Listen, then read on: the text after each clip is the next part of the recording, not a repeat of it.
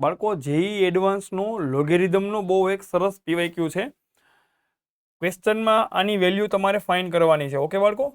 હવે બાળકો આ આખી અભિવ્યક્તિને હું એક્સ ધારી લઉં. ઓકે, આ આખી અભિવ્યક્તિને હું એક્સ ધારી લઉં તો એક્સ બરાબર 1/3√2 રૂટમાં પાછો 4 માઇનસ. હવે બાળકો તમે એમ જો 4 માઇનસ પછી પાછો આ સેમ વસ્તુ પાછી અહીંથી રિપીટ થાય છે. મીન્સ તમે જો 1/3√2 √4 માઇનસ આટલો પોર્શન પાછો રિપીટ થાય છે.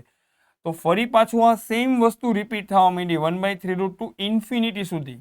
ઓકે બાળકો, તો એ જે ફરી પાછી સેમ પેટર્ન જે રિપીટ કરે છે અહીંયાથી, ઓકે, અહીંયાથી જે પોર્શન પાછો રિપીટ કરે છે એને બી હું એક્સ જ બોલીશ. ઓકે, તો એ પણ આપણો એક્સ જ બનશે.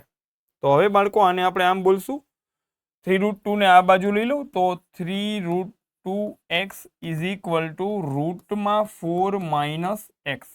ઓકે, ઇન્ફાઇનાઇટ સુધી હોય તો પેલા આખે આખાને એક્સ ધાર્યો તો આ ફરી પાછો એક્સ જ છે, અંદર છે. હવે બે સાઈડ સ્ક્વેર કરું તો 18x² is equal two 4 minus x. 18x² plus x minus 4 is equal to 0. Okay, આના બે પાર્ટીશન પડશે. 18 ચોખ્ખું 72, 9 8 72. તો આને આપણે આમ પાર્ટીશન પાડશું 8x² plus 9x minus 8x minus 4 is equal to 0. આમાંથી 9x કોમન તો આ બચે 2x plus 1 minus 4 common. 2x plus 1 is equal to 0. 2x plus 1 common તો અહીંયા બચે 9x minus 4 is equal to 0. અહીંથી બાળકો એક્સની બે વેલ્યુ નીકળશે.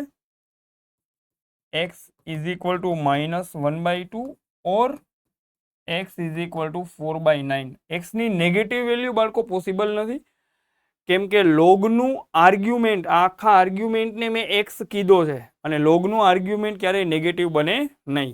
ઓકે, તો એક્સની વેલ્યુ આવી ગઈ 4/9. 4/9 ને બાળકો આપણે આમ લખીએ 2/3 નો સ્ક્વેર. ઓકે, એને અહીંયા આપણે પહેલા એડ કરી દઈએ પછી મૂકીએ. તો હવે તમારો ક્વેશ્ચન આમ બની ગયો 6 પ્લસ લોગના આર્ગ્યુમેન્ટમાં જ્યાં એક્સ હતો ત્યાં હું મૂકી દઈશ 4/9 અને આધારમાં છે 3/2. ઓકે, તો હવે અહીંથી તમને વધારે આઈડિયા આવશે. 3/2 ના સ્વરૂપમાં આને લખવું હોય તો 6 પ્લસ લોગના આર્ગ્યુમેન્ટમાં 2/3 નો વર્ગ છે, એને 3/2 માં લખવું હોય તો 2/3 ના વર્ગને હું આમ લખી શકું 3/2 ની -2 ઘાત. આધારમાં 3/2 -2 ઘાત આગળ આવે